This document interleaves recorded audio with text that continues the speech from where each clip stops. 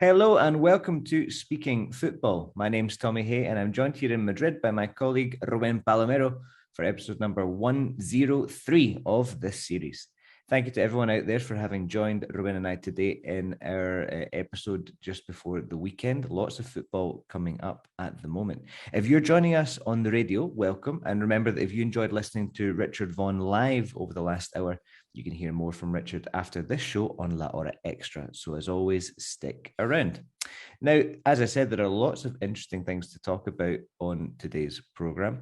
We're going to be having a chat about that incredible game between Manchester City and Real Madrid on Tuesday night. Some people think it was the best game of the season. We'll be hearing what Ruben has to say about that. Later, Ruben and I will be challenging each other to see if we can guess some very complicated idiomatic expressions in English and in Spanish. And we'll end our show, as always, with our weekly press review, where we will discuss, among other things, Villarreal's result against Liverpool on Wednesday night and Real Betis' victory in the Copa del Rey final against Valencia. Sorry in advance to any Valencianistas, to any people that support Los Che from the city of Valencia. It was obviously a very sad night for you, but a great night for Real Betis and for Joaquin Sanchez, who obviously won the Copa del Rey at the age of 40. Absolutely incredible achievement. So we'll be talking about all of that. And we'll also be teaching you the meaning of the expression to put the game to bed, acostar al partido. ¿Qué significa acostar al partido in English? To put the game to bed. Very interesting cliche coming up. First, though, let's begin the programme, as always, by revealing the identity of last week's mystery player. Okay, Ruben, you can kick us off with clue number one. Our mystery player played in England, Brazil, Argentina, China, and Spain. Very good. So quite a traveller, you would say, quite a globe-trotter. Do you know the word globe-trotter, if you think of the Harlem Globetrotters? Globetrotter, hombre, de hecho he visto un partido de los Glober, ahora aquí decimos Globetrotters. Globetrotters, that's it. If you describe someone as a globetrotter, it means it's somebody that likes to travel. Un trotamundos. Yeah, trotamundos, that's it. Yeah, globetrotter. So this guy's a bit of a globetrotter. I don't think he's a basketball player, he's a football player, but he is a bit of a globetrotter. Played in England, Brazil, Argentina, China, and in Spain. Clue number two, he won 2 Olympic gold medals. So he has 2 Oros Olímpicos. He has 2 Olympic gold medals. Clue number 3, Ruben. He won the league in Brazil, Argentina, and Spain. Very good. So he won the league in Brazil, Argentina, and Spain. So a very successful club career as well as an international career. Clue number 4. This is not such a successful goal-scoring record. He scored 11 goals in his career. Yeah, and it's common to say that this player it's not easy for him to score a goal. I can see that. Yeah, only 11 goals, and I think we said last week, Chilavert, the goalkeeper, scored about 46 goals in his career. So this guy only scored 11. And this guy is not a goalkeeper, but I don't remember some of his goal, and I was looking for all the goals he scored in his entire career. Mm-hmm. It's not bad. There's a very, very good goal when he was starting playing football. Yeah, okay. In English, we can say quality, calidad, quality over, por encima, quality over quantity. Okay. So, yeah, calidad por encima de la cantidad, we would say. So, quality over quantity. 11 goals, but they were all very good goals. Excellent. And number 5, Ruben. His nickname was the Little Boss. Now, in Spanish, would that be Jefecito? Was that his nickname? Okay. Yeah. El Jefecito. It's very easy, this clue. I think it's more recent. We've been going very far back in football history of late, so this is a bit more of a recent player. Who was our mystery player, Ruben? Our mystery player was Mascherano. Javier Mascherano. I remember him. The first time I saw Mascherano was when he signed for West Ham United, and he signed with Carlos Tevez, and it was one of the strangest things ever, to see these 2 Argentinian guys, couldn't speak English, either of them, turning up to probably one of the most quintessential English London clubs, West Ham. And I remember thinking, this is very strange. And I remember later there was a polemica, there was a controversy around the signing involving the money. but maybe we can talk about that in another program. But yeah, very interesting guy, very good player. Did we have too many winners this week, Rubén? Por supuesto, ha acertado Rubén Buendía, Javier Montero, que nos dice: Javier Mascherano won the league in River, Corinthians and Barça. Víctor Alex García, que dice: It's simple, el jefecito, Javier Mascherano. He was a stronger leader in the middle of the pitch and it has excellent skills. Enjoy. Iván Lozano también acertó. Daniel Martín Castillo, un clásico que nos pone además un GIF de Javier Mascherano. Héctor Alcaraz nos dice una cosa muy sencilla. Le ha parecido fácil. Carlos Rubín, Javier Mascherano de Little Boss, CBP, Javier Alejandro Mascherano, nuestro Nacho Vanini, el jefecito, amigos, dice the author of Collocation Book. Yeah, Nacho. Abel de Dios, Abel es un crack, sabe que es Mascherano. Andrés Light también lo acertó. Y Joaquim Just. Very good. That's a very long list. We also got a message from Jose Ramon, as always, in the Valdo show. El jefecito, the little chef, the little chief. Chief is like that what we would say for a tribu, for a tribe, like in America. So little chief, we would probably say the little boss, I think, is a bit better in the modern world. He played 334 games with Barcelona, and one of his managers was Pep Guardiola. He also had Luis Enrique and 3 other managers during his 7.5 years with the Culés. I didn't realize he played for such a long time with Barcelona, but when you think about it, it was a long stay at the club. He's now manager with the under-20 Argentina national team. Surely he will do a good job because he was a real professional. Enjoyed tonight's match. This was last week. Enjoyed tonight's match. Betis Valencia, Amund Valencia. Sorry, Jose Ramon. Sorry, Jose Ramon. And for all the Valencianistas listening, we'll be talking a little bit about that final in a few minutes. For the moment, congratulations to everybody that got that one right. Really long list of correct answers there, and you all did really, really well. So fantastic. Well done. Now it's on to our first section of today's program, which is, of course, our football cliche of the day. Now, Tuesday night was, in my opinion, one of the best football games I've seen for a long, long time. It had absolutely everything. Well, I don't think there was a red card, but it had more or less everything else. It had penalties, had 7 goals. Then, of course, talking about Manchester City against Real Madrid. 4-3 it was to Manchester City in the Etihad Stadium. And our football cliche of the day is to put the game to bed. Acostar al partido. Rubén, what the hell does that mean? Acostar al partido. Vamos a ver, cuando yo he visto acostar al partido, se me ha venido a la cabeza una expresión similar que hay en España, que es dormir el partido. Okay. And I don't know if the same. When you say dormir el partido, you're thinking about you are playing in a way that your objective is to calm it. Okay. Now, that's an interesting thing. So I wouldn't say it's the same thing in English, no. Dormir el partido would be like we would say, this is a very interesting one, to take the sting. The sting. Do you know what a sting is? Like sí, cuando te pica. Te pica, ¿no? Yeah. So the sustantivo. Como el cantante, ¿no? Sting. Yeah, the sting. Exactly. Exactly. So we would say to take the sting out of the game. We would say for that, which is when you Barcelona with Pep Guardiola were very good at taking the sting out of the game. Maybe you're winning 2-0 and then you just tiki-taka, pass the ball around and you take the sting out of the game. This isn't the same thing. In English, if you say to put the game to bed, it basically means to kill the game. So for example, imagine you're winning 2-0, your team is winning 2-0, and then you score the third goal number 3, and that is more or less you put the game to bed. It's like completely different to dormir el partido. Exactly. Yeah, you're still going for it. You're going to attack. You want to create a big brecha, a big distance, a big gap between your team and the other team in terms of goals. So to put the game to bed. We can actually hear an audio clip from a journalist. I think the journalist is from Denmark, based on his accent. I think he's from Denmark. And he's asking Pep Guardiola if he missed the opportunity to put the game to bed the other night. Okay. Let's have a listen. Yeah. It's very interesting, this expression. Mm-hmm. Yeah, obviously Guardiola tried to put the game to bed, but it was impossible because Real Madrid scored 3 goals. Mm-hmm. That's it. Let's have a listen to that audio just now of the journalist asking the question, and we're going to discuss Pep Guardiola's response to the question. Even listen, against Madrid, if you win 4-0, in Madrid you're going to suffer. So it's never ending Bernabeu, never. So, how we are going to behave that? So we're going to try to do it again and again and again.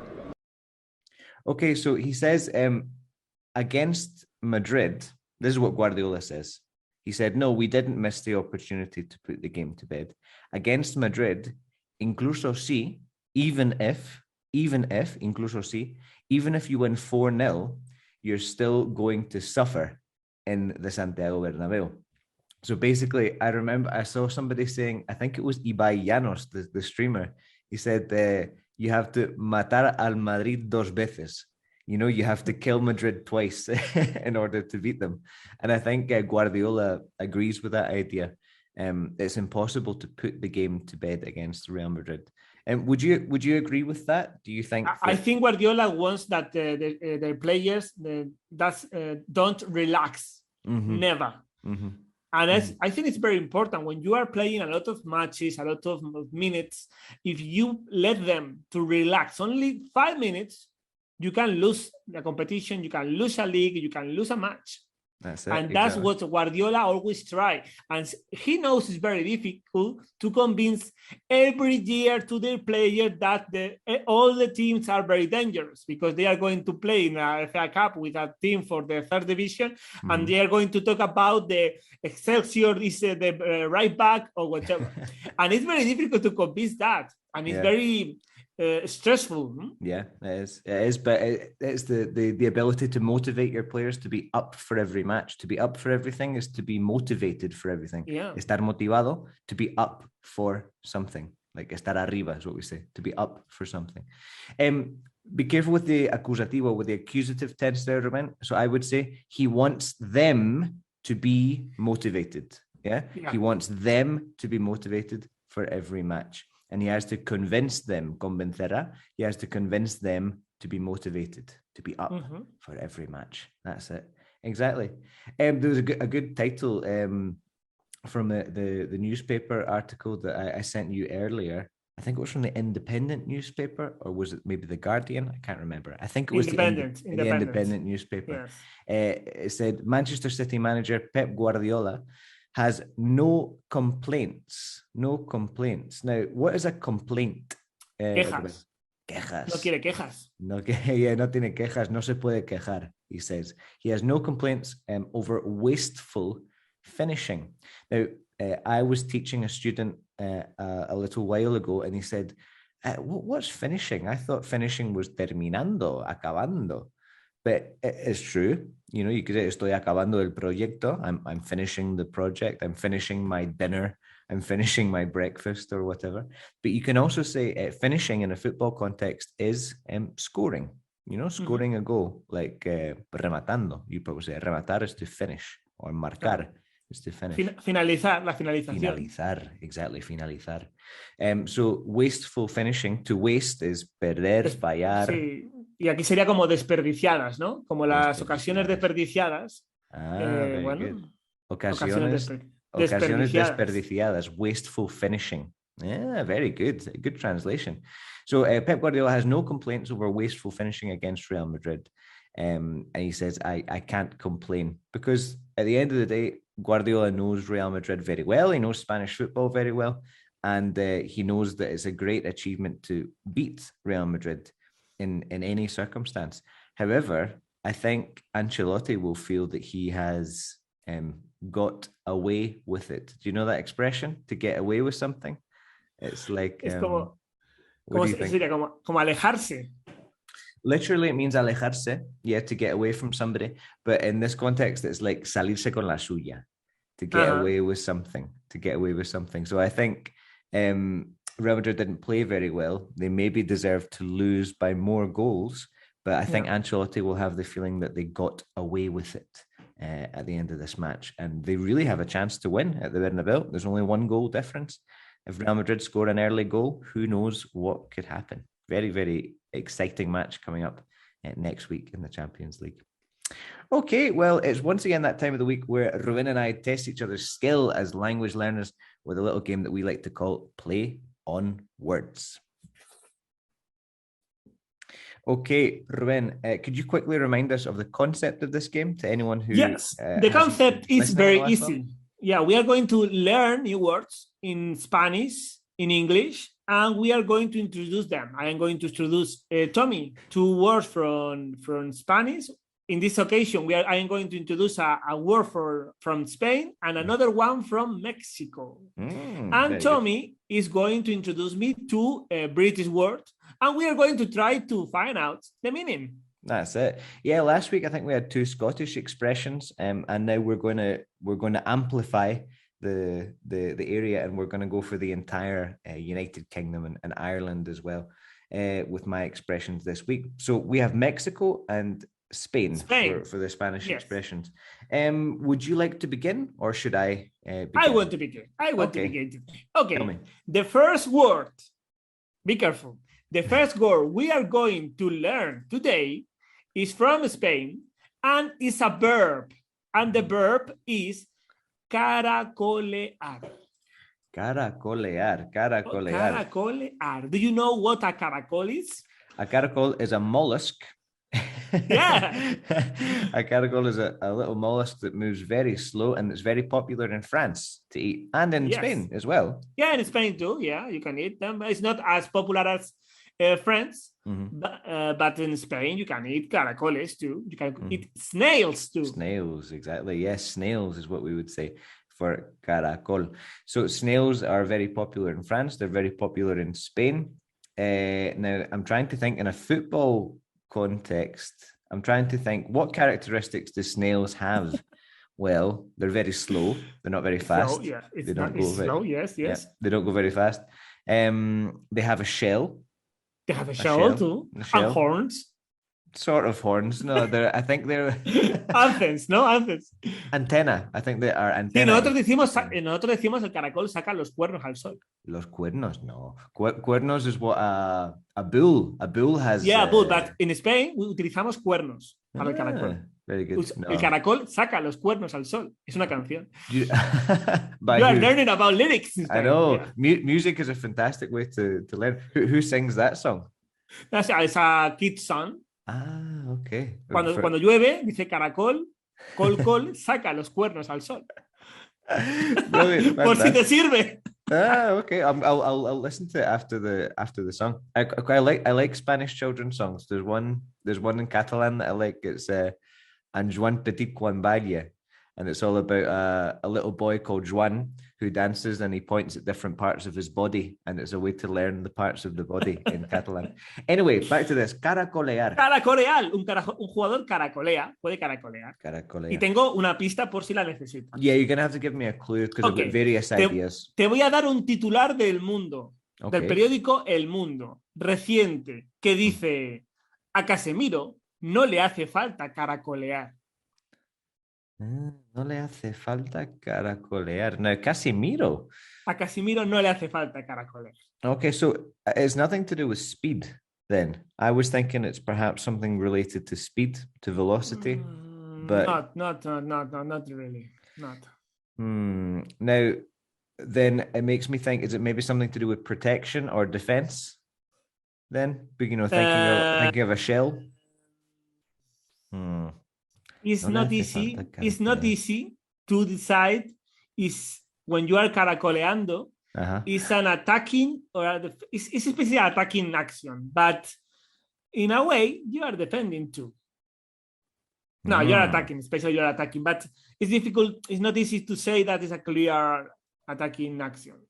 Right. Okay. Interesting. That's really difficult. So it's an action, and it can be attacking and defensive. It's especially attacking, but it's an attacking action. Yes, it's an attacking action. That's really, really hard, Ruben. I don't know. Yeah. But it's very common, because I'm sure you're going to listen to it. No, from now on, I will hear it everywhere. I will hear it on all the television stations. I'll read it in all the newspapers, on the radio. I know I will. It always happens. But caracolear, it doesn't ring any bells for me at the moment. I would have guessed something related to velocity or something related to protection, but I don't know.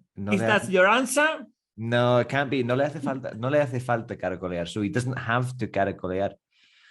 Is it something to do with I don't know, passing un pase lateral, a sideways pass?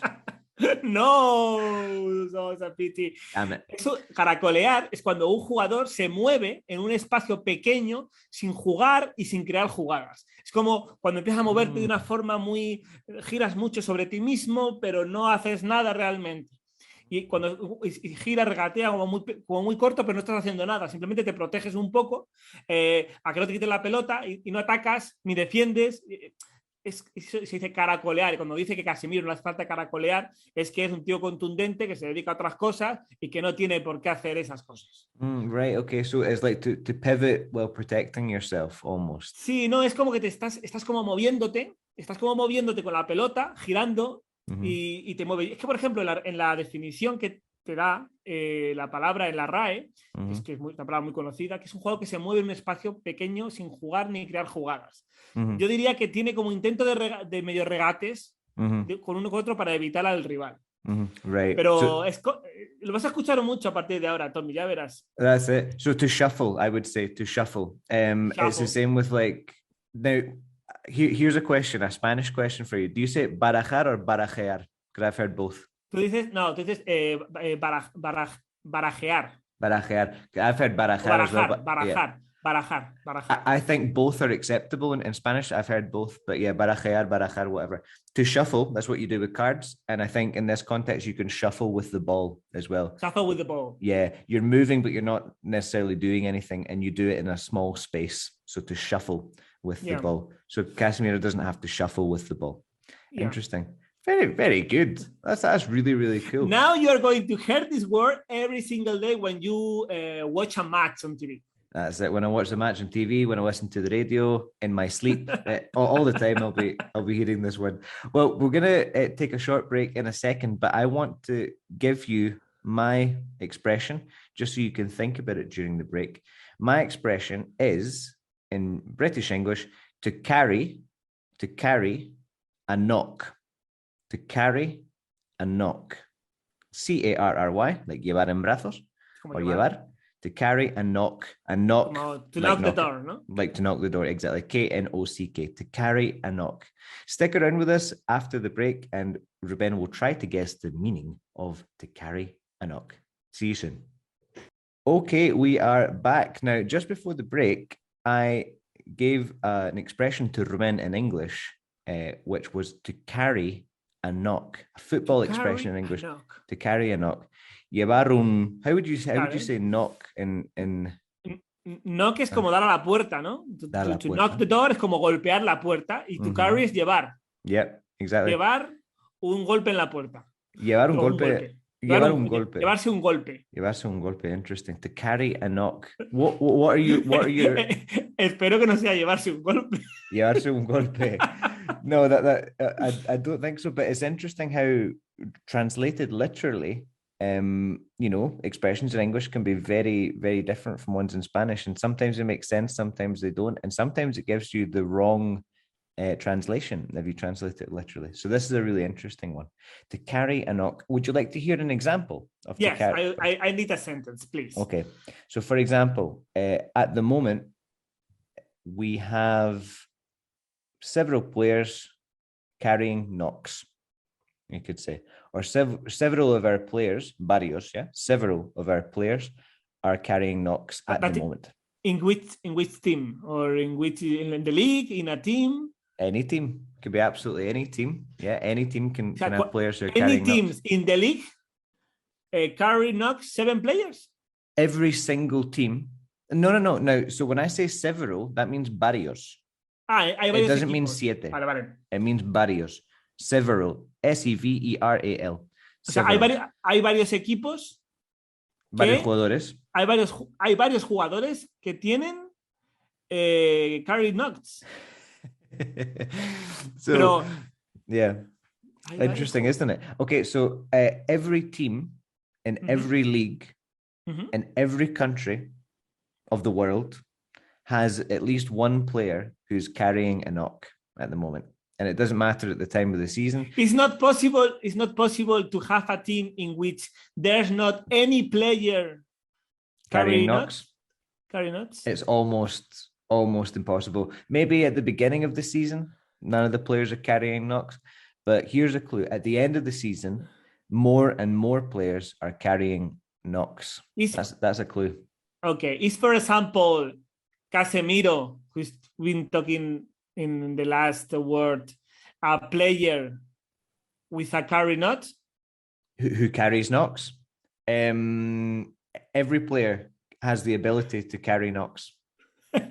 But okay, so it's an ability. It's not a circumstance. It's not a situation. It's an ability. It's not an ability. It's something that happens to you. It's something that happens to you. I want you to get this one correct. So I'm going to keep giving you clues. For example, okay, it's before a game and you're the manager, and they say that the question is, why isn't this is a big clue? Okay, why did you change the formation? Why did you change the lineup, the alineación? Yeah, why did you change the lineup? And the manager says, well, we had to make some changes because one or two players are carrying knocks. Vale, yo creo que me lo voy a jugar. Go for it. Voy a decir, the translation is estar tocados. Tiene como un golpe y tal. That's the reason why I was asking about Casemiro, because he's carrying not right now. He didn't play. Maybe he's going to play in the second leg. Yeah, that's it. Estar tocado. So it's not quite estar lesionado, because that's to be injured. To be injured. If you're carrying a knock, it means that you're just sort of tocado. In theory, you could play. So it's like una lesión, like a small lesión. I don't know how you would say that. Estar tocado is probably the best. Estar tocado, sí. Estar tocado, and you don't know if they are going to play or we are going to give him a shot, cortisona shot, in order to play, because you are not in perfect conditions, and because you estás tocado, you are carrying knots. You're carrying a knock. It would be normally because it's one injury, you know. He's carrying a knock. But if you want to use it in the plural, you can say they are carrying knocks. Several players are carrying knocks because it's plural. But if it's just one player, you say he or she is carrying a knock at the moment. It's like está tocado. That's great. I like it. It's a good one, isn't it? It's a really good expression. Yeah, I like fantastic. It. Excellent. Okay, well, that is, we'll give it 1-0 to you. 1-0 to you, Ruben. Let's go to Mexico now for this next Spanish football. You have to try to come back with the Mexican word. Yeah. And I'm going to give you a clue about history. If your knowledge about the history is good, you are going to find out. Okay. The Mexican word is clavado. Clavado. What does clavado mean? Okay. Now, it means nailed. A clavo is a nail. Clavar is to hammer a nail. Sí. Or to nail. Exactamente. Clavar algo. Clavar si algo. Nosotros en español decimos la has clavado cuando has acertado. Yeah, in English too. Wow. In English too, you nailed it. You nailed it. If you are a gymnastic and you jump, puedes clavarlo cuando caes al suelo y no mueves los pies. Ha hecho un clavado. Okay. Yeah, like to plant yourself. Efectivamente. But in Mexico, when you're talking about football in Mexico, what does clavado mean? Okay. And I'm going to give you, I can give you the clue. It's very important, the clue. Okay. Si sabes de historia, lo vas a acertar. Porque, dice el titular, periódico mexicano, el día que Robben, el jugador de holandés, Bayern Múnich, eliminó a México del Mundial con un clavado. Con un clavado. Robben hizo algo en un Mundial que eliminó a México con un clavado. Si recuerdas ese momento, you know the meaning of the word. Now, you said if you know your history, you meant football history. I was expecting you to ask me a question about Zapata or something. You know, like Mexican history. Zapatazo. Or what was his name? Diaz, no? I don't know. En un Mundial, Holanda elimina a México. En ese mundial juega Robben, el jugador de Real Madrid, del Chelsea, etcétera, yeah. muchos jugadores, y eliminó a México del mundial con un clavado. Hizo algo que se llama clavado, que eliminó al conjunto, a la selección mexicana, to the Mexican National Side. ¿Qué es lo que hizo Ariel Robben? I can't remember Oh my what God. Robben did. No, was this the 2010 World You Cup? saw that World Cup, obviously, because he was playing Robben. Yeah, I remember Robben in 2010 and 20. I am going to give you another clue. Okay. Robben was playing the ball in the very close to the byline. Okay. Okay. Is it okay? I'm just going to go for a complete guess. If you're close to the byline, there's not much you can do to score from the byline that isn't, unless it's a chip. Is it a chip, Vaselina? Is that your answer? Yeah, let's go for it. No, ha clavado, is a dive. Robben dived. The referee whistled for a penalty, and Mexico was eliminated of that World Cup. So Mexico. Clavado es tirarse, es un piscinazo. Piscinazo, yeah, exactly, piscinazo. A dive. Remember the word that Robben in the byline and something put the leg, but Robben jumped and the referee understood it was a penalty. Yep. And was a clavado, se tiró, fue un piscinazo. Okay. So Robben dived, we would say Robben dived against Mexico. Robben dived against Mexico. I honestly don't remember that at all. What World Cup was it? 2010 or 2014? I don't remember right now, but it was a World Cup that Robben played. So yeah, I think he was in 06 as well. I think we are going to share on social media. That's it. Everybody can remember this moment. We need to find the video. Sorry for any Mexicans listening to be reminded of that painful experience. But yeah, God, clavado. I would have never got that. I would have never got that correctly. It sounds like, because in football, if you nail it, I would think that it was a shot or a goal or something like that. But no, absolutely not. Okay, well done. Un clavado, un pistinazo, a dive. Excellent. And second one for you, okay? Just before we move on to our press review. We are going to go for an expression in English, which is a midfield destroyer. A midfield destroyer. So midfield is obvious. Mediocampista, midfielder. Yeah. And destroy is destruir. To destroy is destruir. Yeah, exactly. Yeah. To destroy. But a destroyer. Destrozador. Es un destrozador de medio campo. Now, I have a question. I have a question for you. And before I let you answer, I have word reference here, which is a very good website. It's an online dictionary. And I searched destroyer. Now, destroyer is a warship. Would you say like a barco de guerra? Yeah? A warship. And it says voz inglesa, like an English voice, destroyer. So they say un destroyer, apparently. Sí, en español se puede decir que eres un destroyer. Okay. No sé si lo recoge la RAE, pero a veces decimos, eres un destroyer, como un destructor. I'll say that a midfield destroyer thinking about Patrick Vieira, for example. Possibly. I mean, it's Casemiro. A destroyer. What does it mean for you, a destroyer? In my opinion, my first impression is that a midfielder who stole balls, someone who destroyed the game, that someone don't let them to play. I hope that what Casemiro is going to do in the second leg against Manchester City is going to be a midfielder destroyer in order that Manchester City don't play as much as they want to do. Okay, so you think to play against Manchester City, you need a midfield destroyer.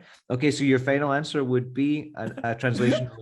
I think it's easy, so I don't worry about that because it seems very easy.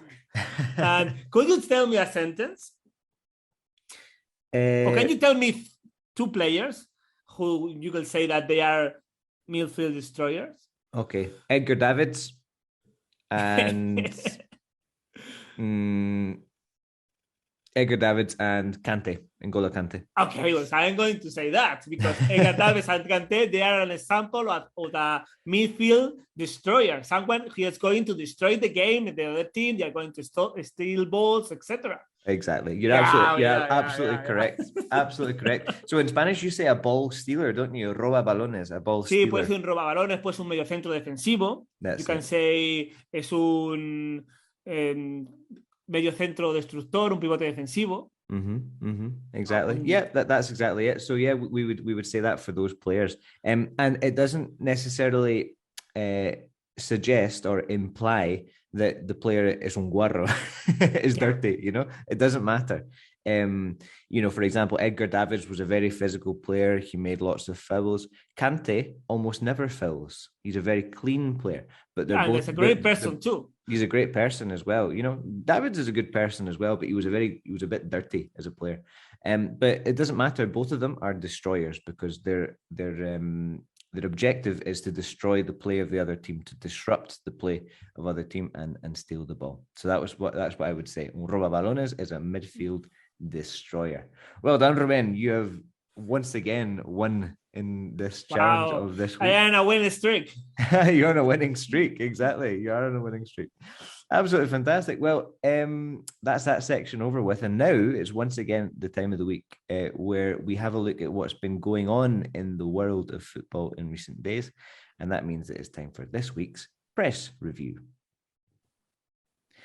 Okay, so Ruben, I have a few articles here on my mobile phone that we're going to have a look at. We'll start off with a bit of a sad piece of news, which is that Villarreal lost against Liverpool at Anfield on Wednesday evening. We've got an article here from The Guardian. Jurgen Klopp says it's a dangerous score. A dangerous score. Now remember, score isn't goal. Goal is goal.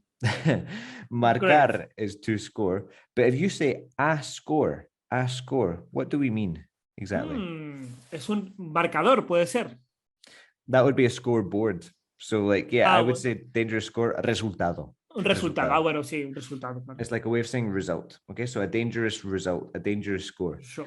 Liverpool's tie, so Liverpool's the match, with Villarreal is not over, insists Klopp. What does that mean, to be over? To be que over? No está acabado. Esto no está acabado. That's it. It's exactly. not over. It's a very, very common thing in English, not just in football, but in general, to be over, to be finished, to be done. Yeah. Estar acabado. And Klopp is saying that because the Premier League is not over, obviously. They are trying to win it against Manchester City. And it's human to relax in the match. And club like Guardiola, they are trying that the team was up. They work the socks up. Work their socks off. He's trying to get them to work their socks off. in both matches, in the next matches against Villarreal and Real Madrid, and in the league matches too. Okay, that's it. Yeah. Ruben has just used an expression which is very good. Dejarse la piel, to work your socks off. To work your socks off. So again, you would say accusative tense. He wants the players to work their socks off. Exactly. Yeah, really, really good. So he's saying it's not over. The tie is not over. The game isn't over. And they ask the question, ¿Cuánto trabajo queda?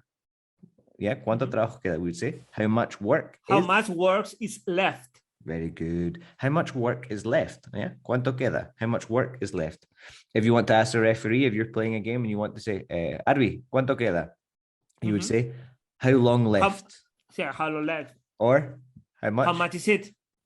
How much is it? You can say, how much is left? How much is left? Better. Yeah, how much is left? How much time is left? Etc. Okay. Or how long is left? How much work is left? And Klopp says the full work. Or are you going to add on? Yeah, are you going to add on time? Yeah, that's what... ¿Vas a añadir algo? Yeah, that's it. You should to add on because they've been wasting the time. You should add on time. I like that. That's what Alex Ferguson did when he pointed at his watch all the time. You should add on time. If you are a player, you have to learn this vocabulary because it's very important. You want to communicate with the referee. That's it, exactly. Yeah, if you communicate with the referee, it makes a big difference. Let's go on to the second article of the day, which is all about Ancelotti. This is an article from the Independent newspaper. Real Madrid must reach Champions League final in order to regard the season as a success. So regard is like considerar, para que se considere un éxito la temporada. Real Madrid have to reach the Champions League final. Do you agree with this? Will the season be un fracaso, a failure, if they don't reach the Champions League? No, because I think Real Madrid is going to win the league. But obviously, Ancelotti, a lot of time, a coach, a gaffer, have to say what the people want to hear. And obviously, if they won the league, obviously Real Madrid, in my opinion, has not a team for winning the Champions League. And it's very difficult to arrive to the final. It's been very difficult to eliminate Chelsea and especially PSG. But obviously, Ancelotti knows how Real Madrid is and what he has to say. Yeah, exactly. Yeah, he understands the club very well. And you get that impression from what he says. He says to feel the weight, like notar el peso, or to feel the weight of the shirt is a positive burden. Now, burden is, again, it just means weight. It means like presión, I would say. Sí. Yeah, exactly. So, el peso de la camiseta. Yeah, like notar la presión de la camiseta es una presión positiva, literally is what he says, you know? So it's pressure, but it's positive pressure. It's pressure that you can use. And Real Madrid, you know, of all the clubs in Europe, I would say that Real Madrid arguably has the most pressure when it comes to the Champions League. He says it's a positive responsibility to have that.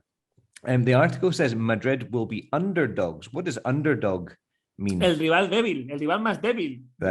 Do you know why? The explanation.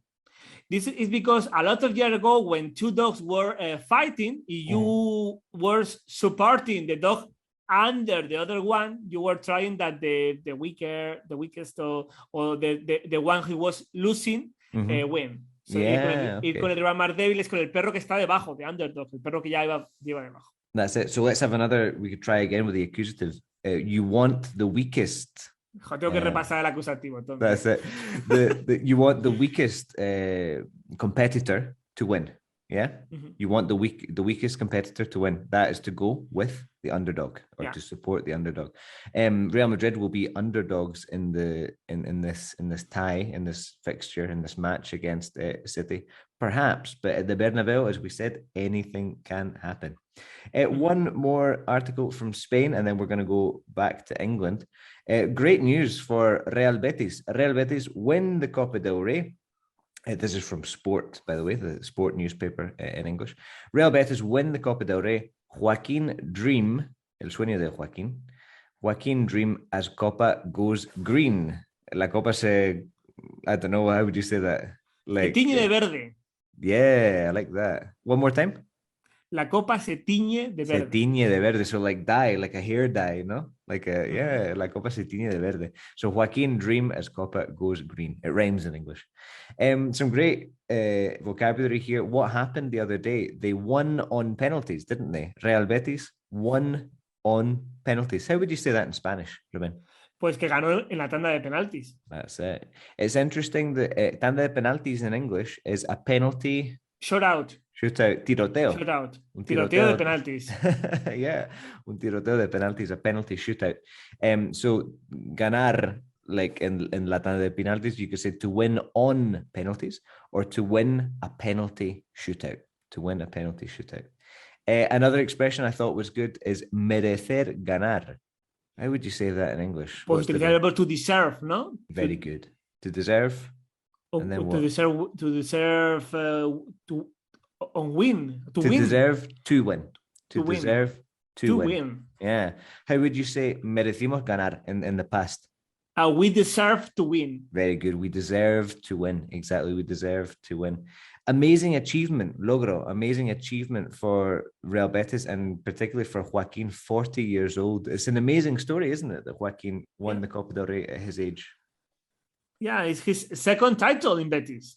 Mm-hmm. It's very difficult because it's not common that Betis wins something. Mm-hmm. And well, he's been playing a lot. He's saying that he's going to renew his contract. Uh-huh. So, well, we hope that Joaquin go on playing a lot of years. That's it. I mean, it's amazing. We want him to play more years. Very good. Exactly. Yeah, we want him to play more years. We got it. We got it at the end of the program. We've managed to get it. Yeah, we want him to play more years. Absolutely fantastic. Yeah, I know. He's going to be 41 years old in July, which is absolutely incredible.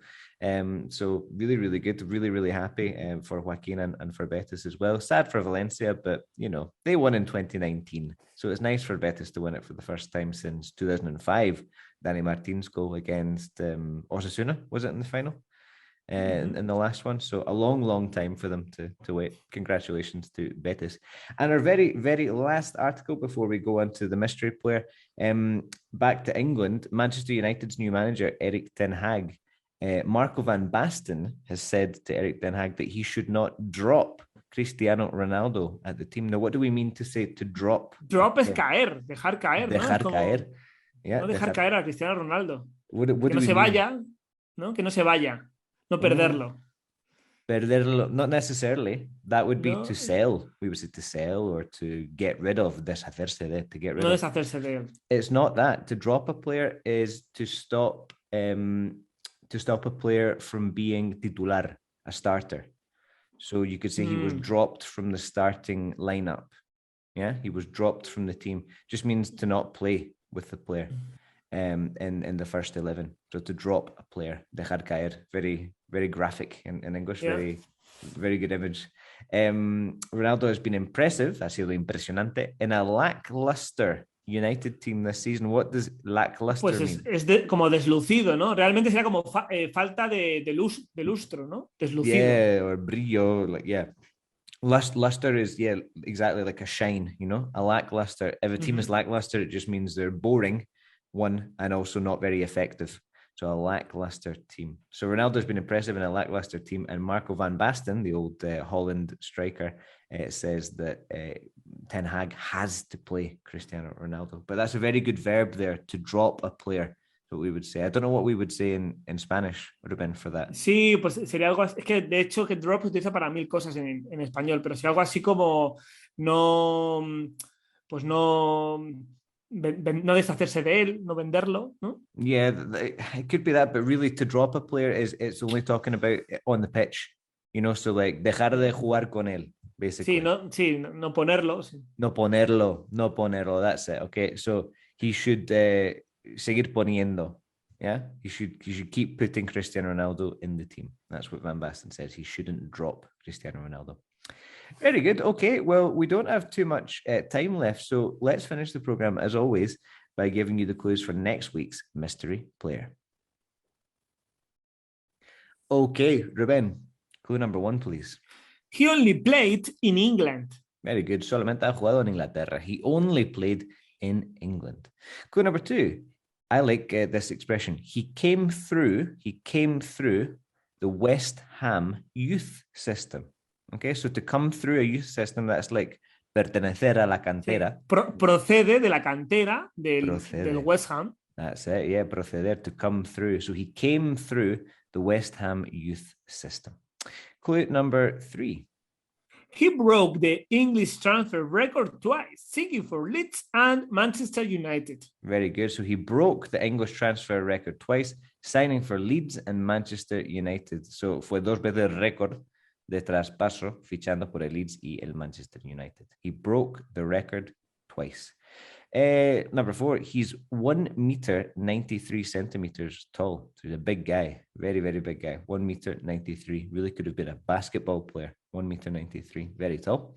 And clue number 5. This is a very interesting point. He once tried to start a career in boxing. Very good, exactly. And the emphasis on the word tried. because it didn't work. He didn't receive the license. That's it. Yeah, he didn't receive a license. So you need a license to participate in professional boxing, and he didn't receive a license. So it's difficult this week, huh? I think it's difficult. For me, it was difficult. Easy. For me, it was easy. For Spaniards, it's going to be easy. No. Let's see. Maybe not. Maybe the real fanatics of English football will get it, but it's not the easiest one if you're from Spain. If you think you do know the answer, write to us on Twitter at speak_football_, and you can let us know who you think the mystery player is. Thanks to those of you who joined us today. And if you're listening on Vaughan Radio, stick around with us here for La Hora Extra with Richard Vaughan, which starts in just a few minutes. Thanks for joining us as always, and we'll see you again soon. Bye-bye. Bye.